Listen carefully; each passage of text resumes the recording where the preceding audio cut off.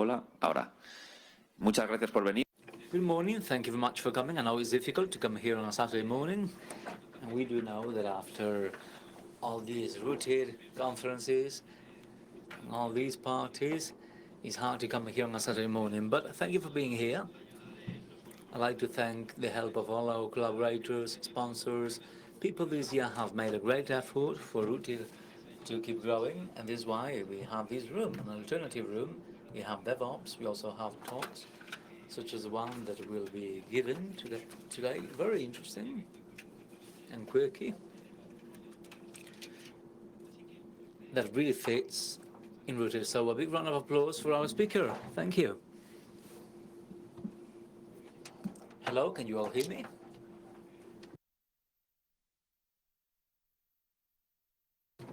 Welcome everyone to RootedCon. This is the last day of this conference. My name is David Melendez, and you are here today for a presentation called Do All Your Crying at Home Before You Get Here. And you know, with this kind of title, you're like, what the fuck?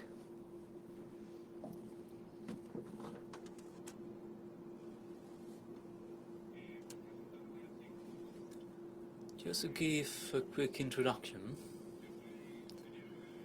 about myself, I'm an engineer in embedded system software, I do that professionally, and I've been called the guy with the drones with routers. I've been the creator of the drone Octopus and the ROV Texas Ranger. I've been at some of these conferences before, in the last 4 years mainly. And today I'm not here to talk about drones. Funny enough, I'm not going to talk about drones or hardware hacking, even though that's my specialty. I'm here to talk about something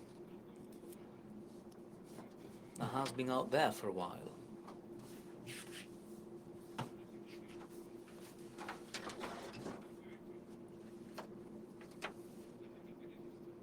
And this is the situation. A sector with a future. This is news from Panda. It says 1 million specialists in cybersecurity are needed all over the world, approximately. Right? 1 million. How many do you want? 1 million. So, if you haven't been hibernating, you've probably read or heard this before. The fact that people have this perception. So just to give you some background, according to the INCIBE, the National Institute of Cybersecurity, they say, well, we estimate that in Spain there are 42,500 professionals working in cybersecurity on the internet, and demand continues growing.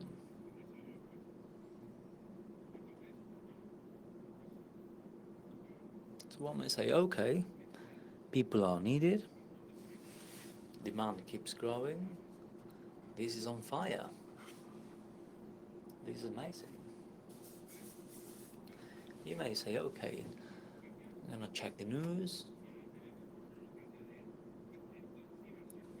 and the headline says, talent in cybersecurity, between the current deficit and the challenge of being the profession of the future. And then there's another line saying the lack of experts makes companies the object of desire for hackers. Ooh. And here we perceive some sort of funny aftertaste. There's something that is not quite right in the market, and this is a problem. Okay, which other news from Glove?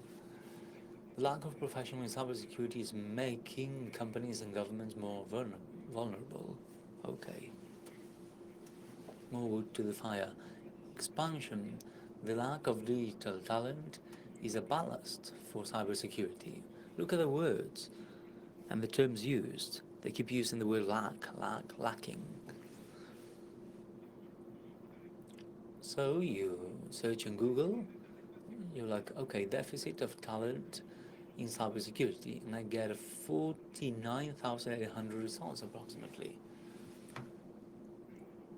Like the 1 million approximate professionals needed. The lack of talent is another risk in cybersecurity. Lack of talent, and like on and on, on and on, on and on. I'm saving that job to my wife. And you may say, so what the hell is talent? Let's start defining what talent is. You may say, okay, talent is the intellectual capability or aptitude someone has to learn things. Or talented person. Your son was a big talent. He's one of the greatest French talents of all times. But the talent says that this is something special, it's not something normal. Talent is like, if this is a bag, whatever is out of the bag. The cream of the crop.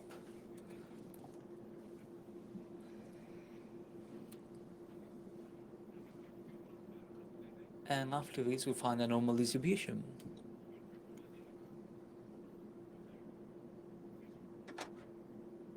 So we have people with mental insufficiency, and then we have a more normal distribution.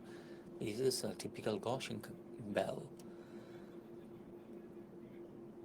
on which many things in life and in the universe are based on. It shows the talent distribution and people's capabilities. So all our capabilities are mostly in the center, and then there's a small percentage that keeps decreasing until you get to the 145. This is an IQ chart, but that's irrelevant. It could be applicable to anything. Even to people who know something, people who know things, the more difficult they are, the more to the right they will be, instead of being to the left. And that's quite relative. People's capabilities change through time. Many years ago, for example, reading was to the right. And I prepare this slide to say that the reading capability is quite well spread along the chart. And some people say, well, maybe not that much. Anyhow, you get the concept.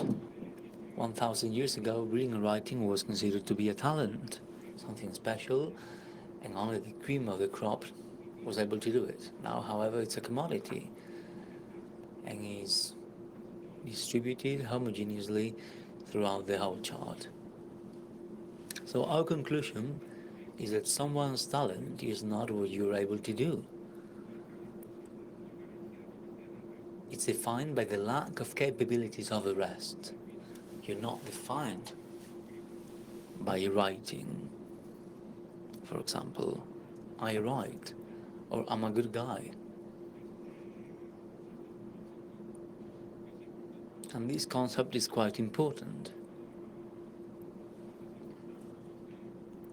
to begin understanding this whole topic. And to follow along these lines,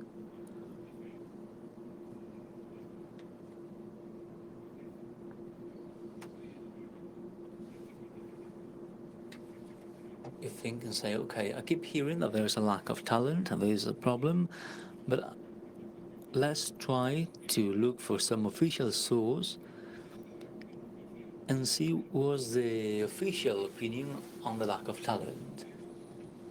And I went to a report on PDF done by INCIBE, the National Institute for Cybersecurity in Spain, that talks about this topic in a very specific way regarding cybersecurity talent.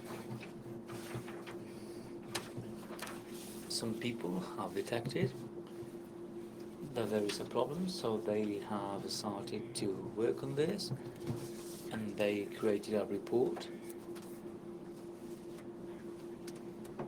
to show that.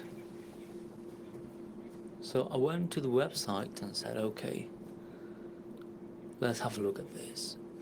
The first thing I saw very quickly was a paragraph saying the available offer of professionals who are experts in cybersecurity and ready to face complex and high challenges is not enough to meet the needs of recruiters. Okay. Here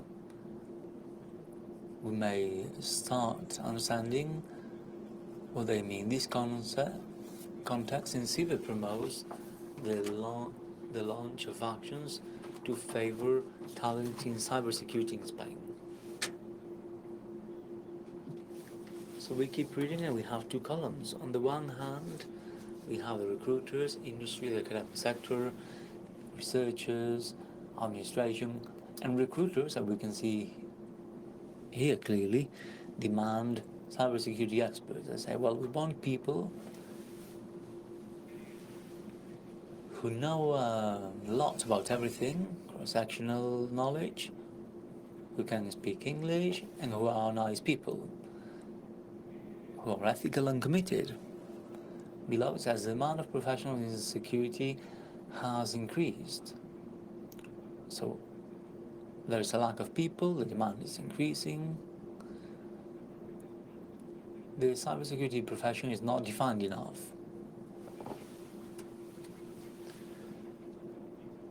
And here's the nitty-gritty of things. It is estimated in 2020, 1.5 million people will be needed. It's not 1 million anymore, it's 1.5 million. So these are all approximate. And there are a few calls. I don't think my pointer has a laser, but anyway, it's not the time to do R&D. So in call 1, we see that this comes from the International Information Cybersecurity Consortium. So I said, I'm going to go there, that consortium, and see what they say. But before I do that, we can see the main ideas here. And it even says, a talent leak out of Spain has been detected. This is like getting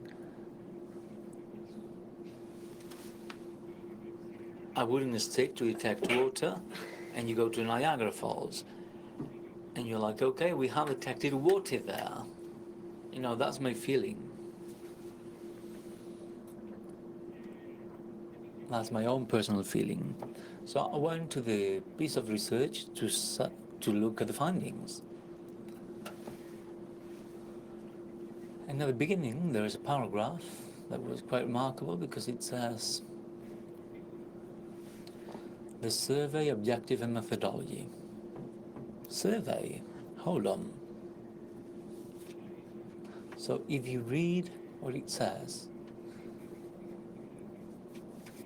basically, it says that these data, the fact that professionals are missing, have been obtained from the staff opinions, from people's opinions. There was a famous Spanish writer who called Francisco Umbral, who said, well, what people think doesn't matter to me because I have my own column in a newspaper. But here the piece of research says, well, we got a lot of experts and security professionals, and we asked them about their opinions.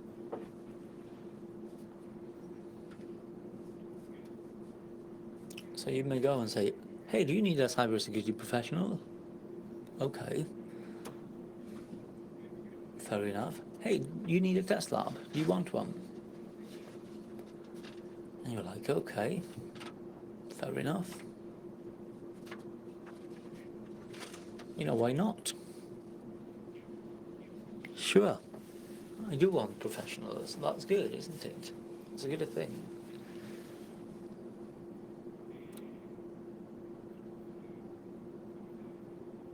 And this is what what this is all based about. It's based on experts' opinions. And then the survey continues. Since there are no people, then there's a dramatic rise in salaries. And here you get the hint of the language used here. The fact that salaries rise is not a good thing, it's dramatic. So here there is an ambulance to begin, because if the fact that a salaries rise is dramatic, we can start crying.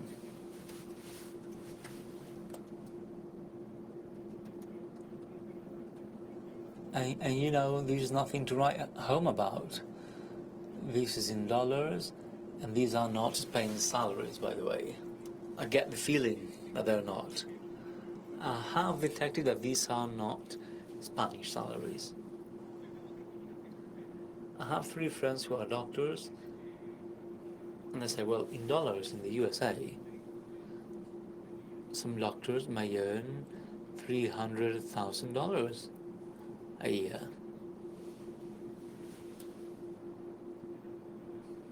I'm not in the medical world,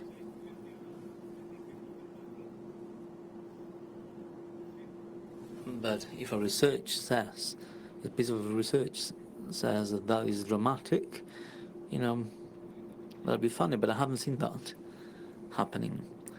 So here we start to understand the language used to describe the situation. The problem detected, mainly in this whole balance and in this melee, is that there's a buffer underrun problem. Basically, there are no people. There's a dramatic rise of salaries, but people are not coming in. The buffer is voided. And the issue here is to keep the talent. When people talk about talent retention, I think either of that or about this. And you may say, okay, no problem, not to worry. We're going to create some actions to mitigate this serious problem. So Insibe suggests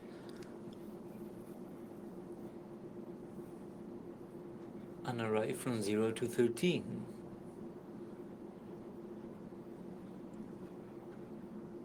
Okay, this is what Insibe suggests. So the first thing we need to do is to diagnose the situation of cybersecurity in Spain. Okay. Great. Amazing. Diagnosis that completes the analysis and the coverage and gives coverage to actions. Next, small hackers. Stimulating the early skills of kids and teenagers. However, let's go back. You said that you were going to diagnose the situation of cybersecurity in Spain. But now you're talking about what you're going to do before you research that, you diagnose it, which is to have small hackers. So how can we have more people in cybersecurity? Children are easy to manipulate. So this is very comfortable and very cheap. We can do this. You want to study cybersecurity. These are not the androids that you're looking for. Come on, you're a big troll. Well, let's discuss it. Tell me your arguments against. If more people are needed, let's persuade more people to join this field. I'm not against, and I fully respect the fact that some people may not have. I fully respect that people should have the right education. Afterwards, it says, well, become a hacker, and I guess that any citizen will become whatever they want. Not whatever the cybersecurity experts want, because they think people are missing. So here the state, in my opinion, needs to give the tools for a citizen becoming whatever they want, instead of managing people's aspirations based on particular customer needs. Feel free to study whatever you want, and then we'll see. And here it says we can get kids to learn programming, and that's great. Extreme, fabulous. But good actions do not necessarily involve equally cool purposes. Because if we get kids to learn just because we need people in cybersecurity, that is not educating citizens, but getting the buffer around to be diluted.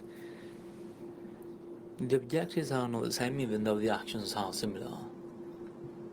So this is quite interesting. And there are other options.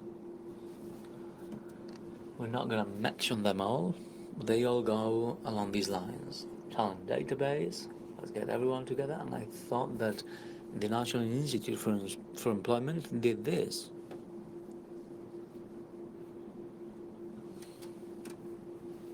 But I don't know what's going on here. Do they not do it? And these people want to do it instead? Are they both doing it? And then digital badges. This is quite remarkable, because I love playing a StarCut.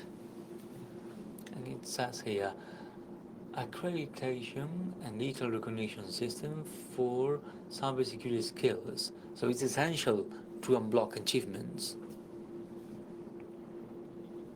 Okay. So whenever I'm doing reversing, it'll be like, you know, you've unblocked an achievement. You're earning 1,000 euros per month now.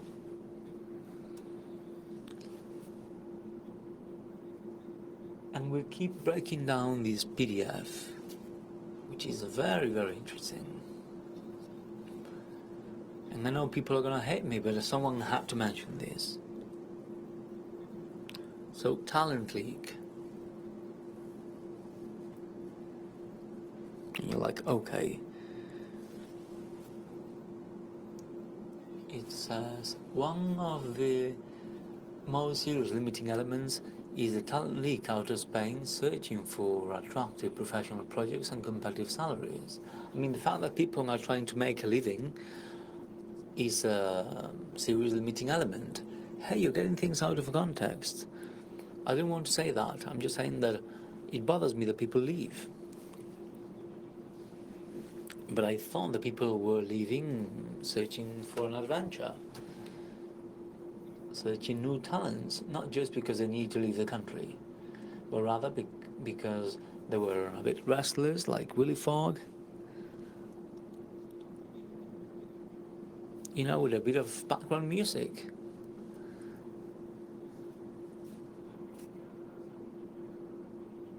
I thought that's the way it was, instead of being a serious limiting element.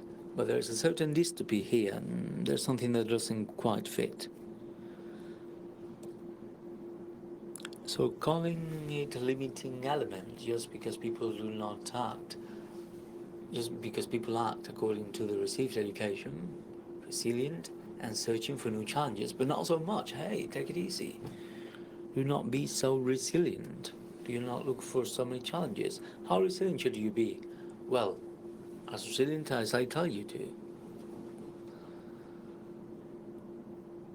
And this one's good.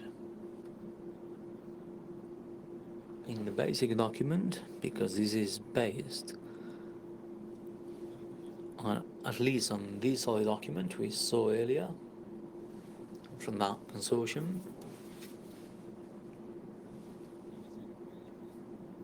In that PDF, he devotes several pages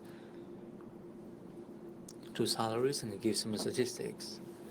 There is a 25-page PDF with a little paragraph short paragraph that says, well, the salary issues were widely discussed in the working groups. And I need to congratulate from here, personally, the person who drafted a 25-page PDF document and managed to sum up all that broad discussion in 7 lines. Because, that's extreme summing up. That's an extreme summary. So I do show my admiration. The research and the observation they made.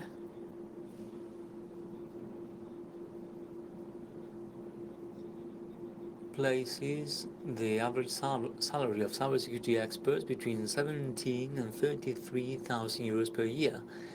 And this analysis comes from a sample of 59 offers published on the internet.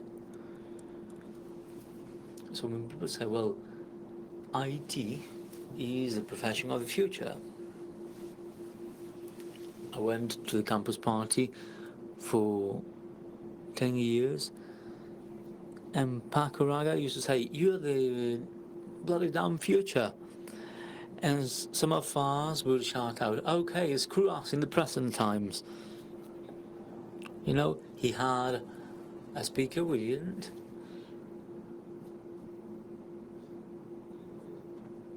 We just had little speakers. So the brilliant future of IT experts is out there in the horizon. It's always out there, just behind the next mountain.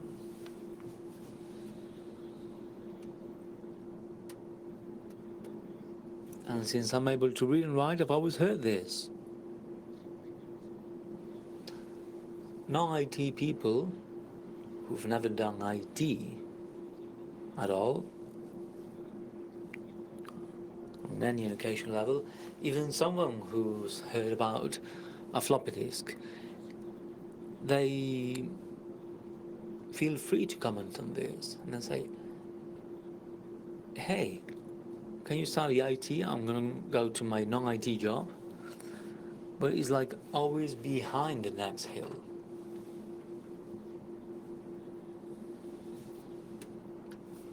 I recently saw a YouTube video where a guy gave his dog a robotic crane with a hanging sausage. So he was managing his dog with a remote control, and he would turn the sausage depending on where he wanted the dog to go. And that's the way I felt. The future of IT. I'm running after it.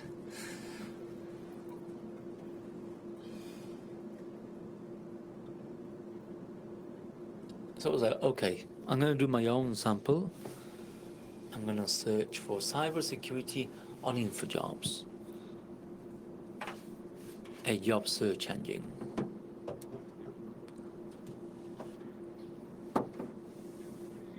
And this is great because I said, okay, I'm going to take out the name of the companies, but I need to do a big job.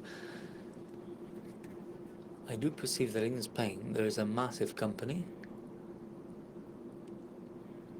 called, what's it called? IELS. Important company leader in its sector. Does everyone work for that company? Who doesn't work for that company here? Everyone does. Aunque no los creáis. Even if it's hard to believe, we're all colleagues we all work at the same place. So you start searching, and you see this sort of a payment not detailed or identified.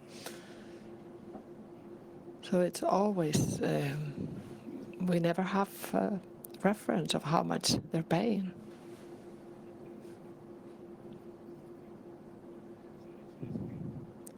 So they're all using the same script. They've taken the Python and they're doing crawling because it's really hard to look for a job offer that details the salary.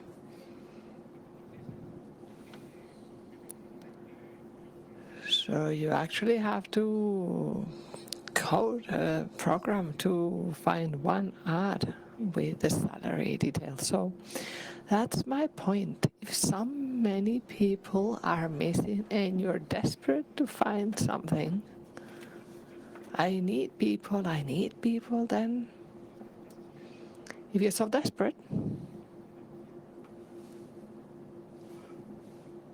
then you cannot negotiate. You're not in a situation to negotiate.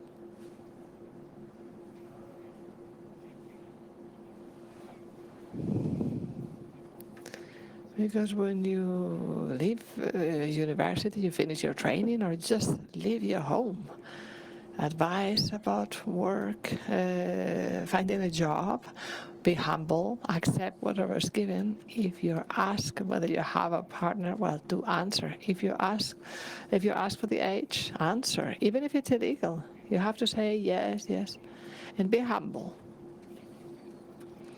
And I agree with that. And I'm not being ironic, and I'm not joking here. That's how it has to be when you have little to offer because you have no experience. I accept that you have to take it.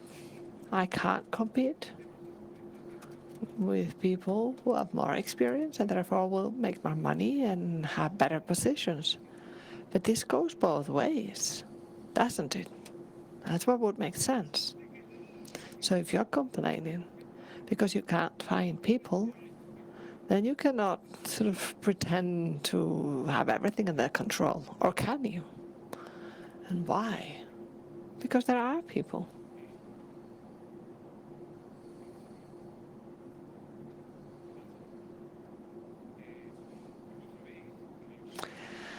As you know, I like drones, and I learned from this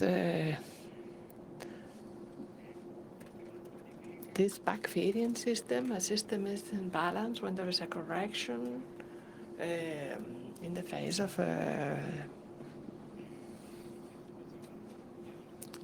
distortion or a disruption. So you have an input and you have an output, and you measure the output and perhaps feed it back to the input. So if you have to stabilize the drone must perceive its own movement and act in consequence and sort of proportionally to what needs to be corrected. So if it's slanted, you would have to compensate. If it's unbalanced, you have to make a compensation to find balance again. So this is just like the market. It's a system that one would assume is self-stabilizing by applying corrections.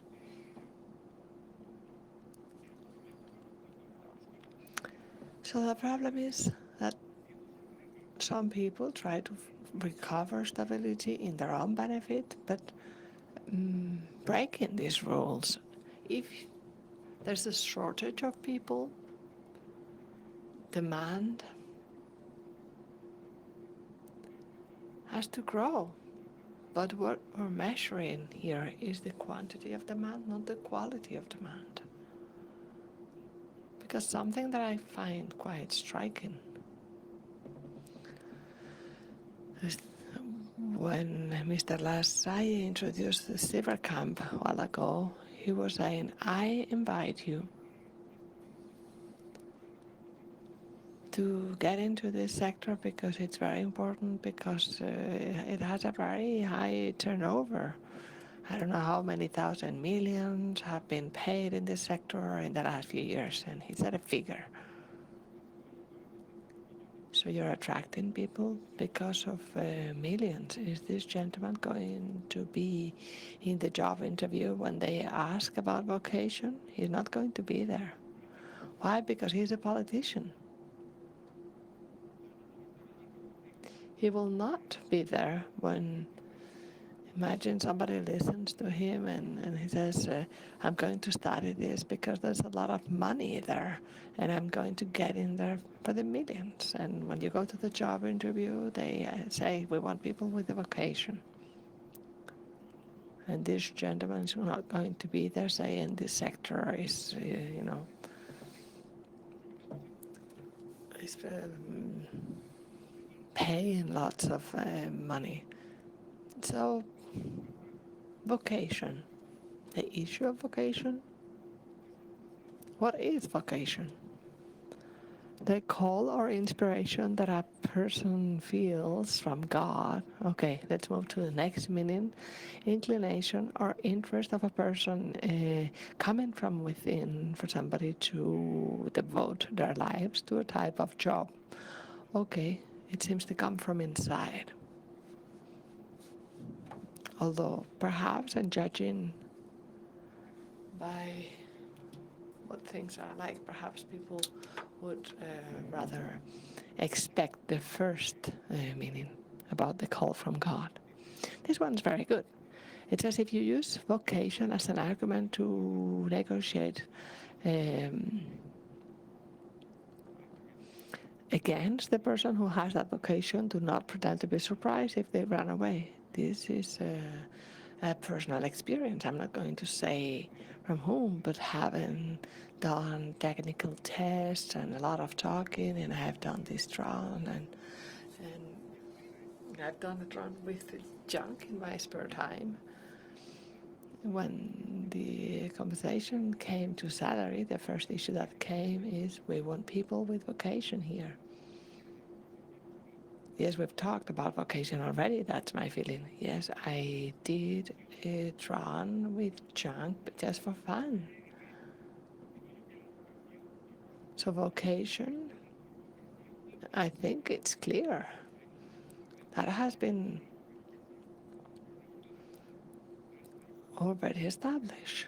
We're not talking about vocation anymore. So that's why I find this connection striking, because this is used to make you believe that if you do not understand my approach to vocation, you're just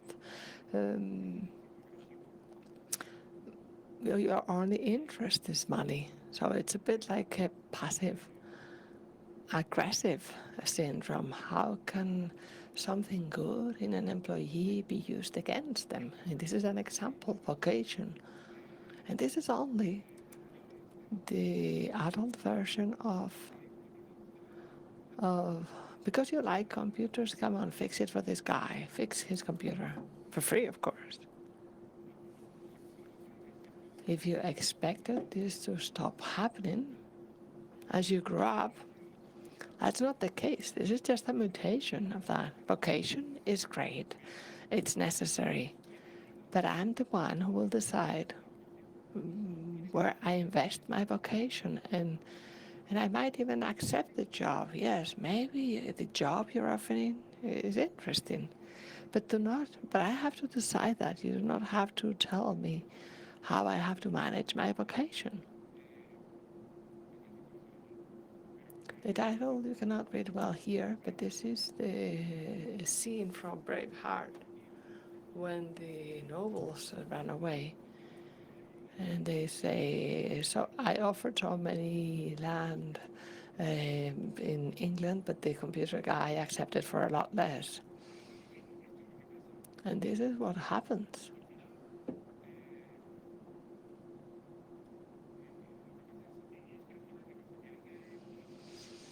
So what should we do? After all, hide our vocation. It's like a pocket game. We all with our sunglasses and our hats covering our faces. Vocation? No. So if you want to attract people with vocation, do not blackmail them with it. Because it's peculiar that, of course, a company has to maximize benefit with respecting the law, and that is necessary and crucial for the country. Companies have to do that.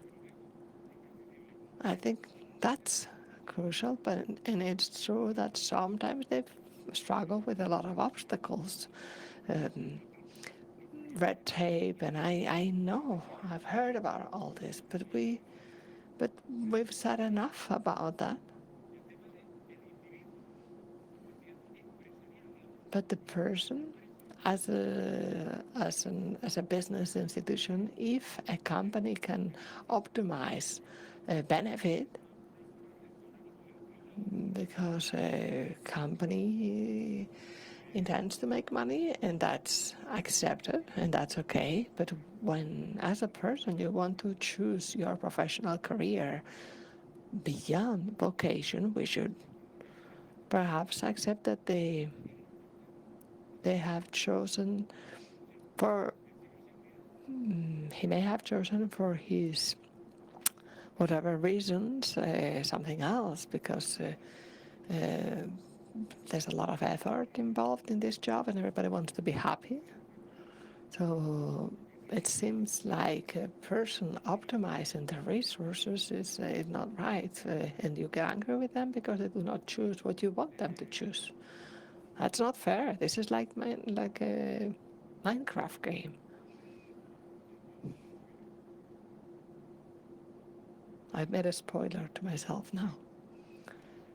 So another problem is that if in a technical job, all the recognition, because they talk about vocation, but somebody's making the money. While they're talking about vocation to you, there are other people who have no vocation but have plenty of cash. So it's not about who has vocation and who hasn't, but who is being fooled and who isn't. So if salary is a communication between two machines, in the control packages, if they are all lost, people is going to become a control packet rather than a payload. Is that bad? No, people are adapting to their environment.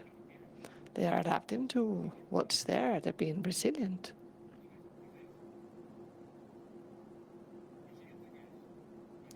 So what comes next? There are people who say, oh, it's all about having university degrees and titles. But who invented that game? Who may have invented that sort of supremacy in recognition of university degrees? Well, the people who are encouraging you to get into cybersecurity because that's the future and because there are many millions at stake there, you are feeding the monster. If you attract people for money, then there's going to be this undue emphasis on university degrees, because there'll be people who have no vocation, who are after money, and how good will they be? Some will be good and some will be in it just for the money, not to do things well, and so you're going against your own interest. This one's good because when you start telling, and you start saying cybersecurity is great, please come along, there's a shortage of people, this is traumatic, people are crying in the streets because they can't find, it's really heartbreaking. And then you say, if you're selling a type of professional future, particularly from the administration, that we are all paying, if you sell a very specific professional future, the better you sell it, the worse the offer is going to be. Because I sell to you sort of a rosy future as an expert in cybersecurity, and the more people who come in, like in a bus, more uncomfortable we're all going to be. And is that good, bad? No, that's the situation, but you cannot expect people to choose a type of future based on your personal interests, because that cannot be. If you have a good product, then you don't need that much marketing. I'm not saying you need no marketing, but you don't need that much. How many dossiers are there saying there aren't enough civil servants or not enough notaries or politicians. You go to a competitive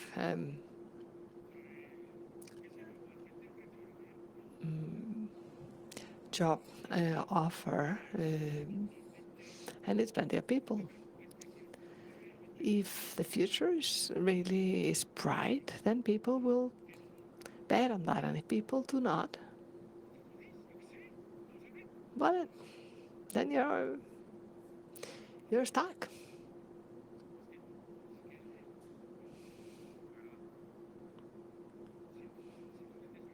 If you're selling something and nobody's buying it, who's to blame?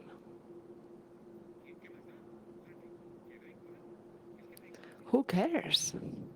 No, but I'm looking for, I read this in an article. We are looking for engineers who speak Ukrainian, Russian, Finnish, German, and we're engineers, and I can't find anybody. You say, okay, you can't find anybody. You have two options. There can be several circumstances. Those people may exist, and they are your competition. That's why you cannot find them. Or if there's really nobody, I can give you some advice. Sell your company to a capital risk, learn those languages,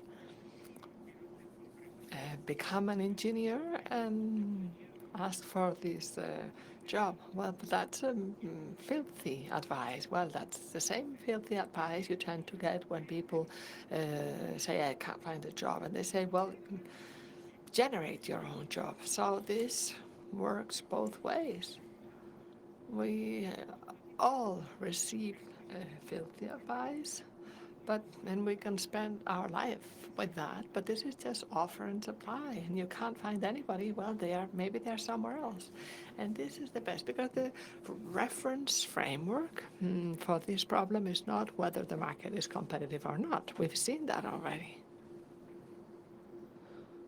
If we backtrack,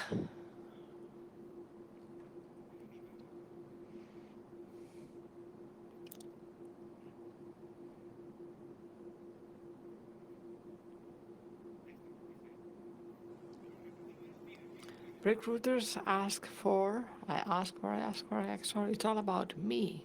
You are called to an interview. I have my own job, and they say, do you want the job for C, C++, whatever? You've only asked for things so far. What are you offering? Well, it depends on how good you are. But if dinner stewards call, have you gone bankrupt? I imagine dinner stewards. He gets up and he says, I'm going to destroy 5 companies today. I am dinner steward, and I want the job based on capacity. And if you... But there are people who are no good, yes, but that happens all over. That's not the issue. When you're asking for something, then state your stance, and if you're pretending to be above the game, it's you're not missing so much people, or maybe you cannot afford it. And is that good, bad? Well, that's the situation. So if digital transformation runs out of experts, nothing will happen. The world will go on spinning.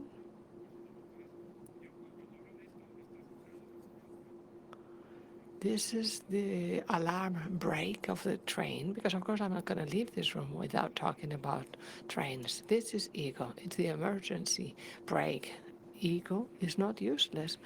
When you're being dragged on the floor and people and you're saying that you can't tell me there's a shortage of professionals, because that's a relative issue. But this ego, this train brake, and you have to use it carefully, because you may end up looking like a stupid person. But it's for extreme situations. But if you're really looking for people with talent, start by not insulting their intelligence.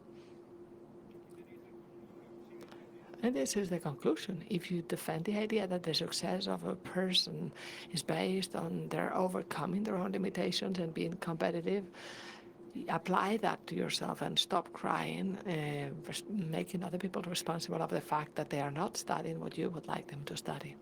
So messages to workers, and this is also about workers. I'm not only, this is the talk about crying. It's not crying. It's just making it clear that if we are resilient, we all have to be resilient, including working people, yes, but also companies, institutions, and the state. So enough of whining and complaining because there are no professionals. Stop whining. Be resilient. Be proactive. Because this is very serious. This is very serious because it's a social engineering attack to society. It's saying we're going to introduce a malware so everybody believes that there are not enough professionals and keep us in sort of at the kinder sitting table, at the children eating table. So it's a distributed APT and a denial of service attack. And that's the message I wanted to convey, that you cannot manipulate me with that message.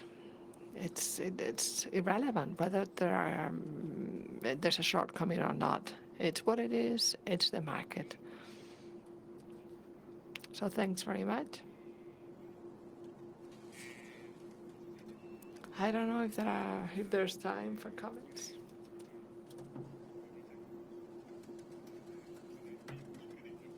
We have a couple of minutes in case you have questions.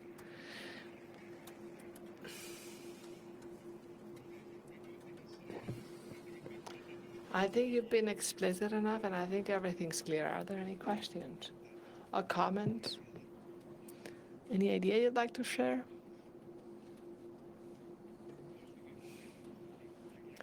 I know with this talk I'm not going to make many friends. If you say the truth,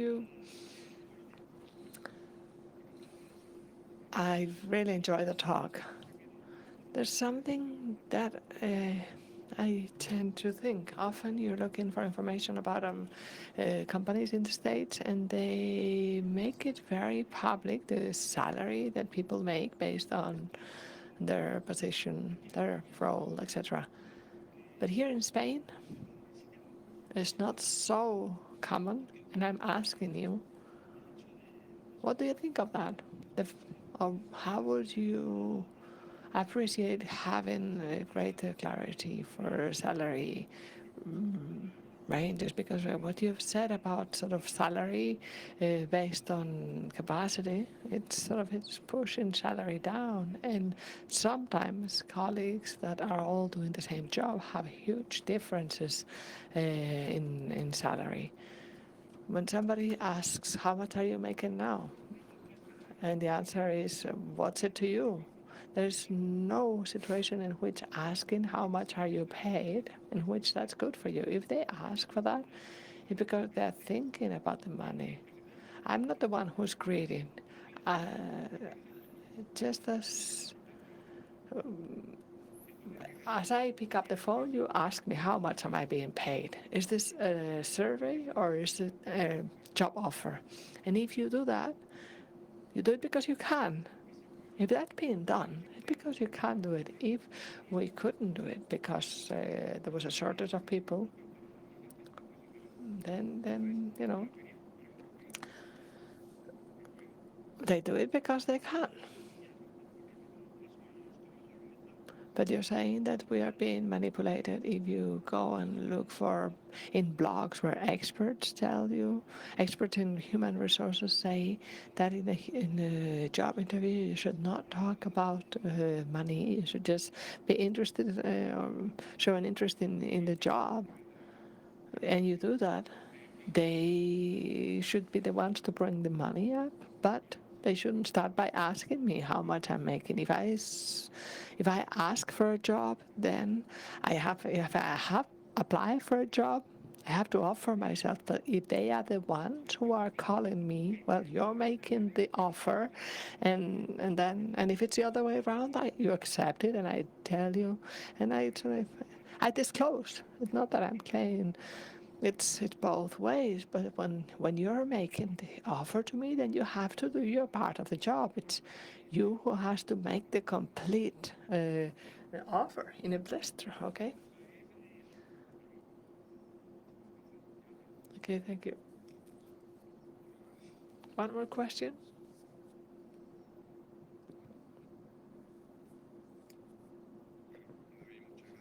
Thank you very much, David. One piece of data, talking about company and how much people is missing. Before I came here to Madrid, I've been calling a lot of companies because of students, because at this time of the year I have to send students to do apprenticeships, and I have over 17 companies who need students for apprentice because they want super programmers. They have to know about everything. They all want the best. And I find that I only have 7 students. And I say to companies, well, start hiring people. And they say, the company can't hire anybody else. And then, why do you say you need these kids? Yes, they're playing with fear. There's going to be a disaster because there are no people. This is social engineering technique. We play with fear to generate a mental state. And I actually said it in a talk, and somebody asked, so do we find a job and after studying this? And I said, yes, there's a shortage of people, and I actually repeated this mantra, and this is a constant social engineering attack to modify a market that should be free. I'm not saying that people shouldn't study computing sciences, but what I'm saying is that there are people who want you to study that because they have their own interest. You have to study whatever you want, even if it's just a special sewing techniques. Thank you. También recordaros que una de las cosas que hacemos en Rooted es la publicación. One of the things we do in Rooted is to publish job offers from companies. We review them before we publish them, and we try to have them include the salary, in that they're not asking for too much compared to what they're offering, and that it's sort of dignified and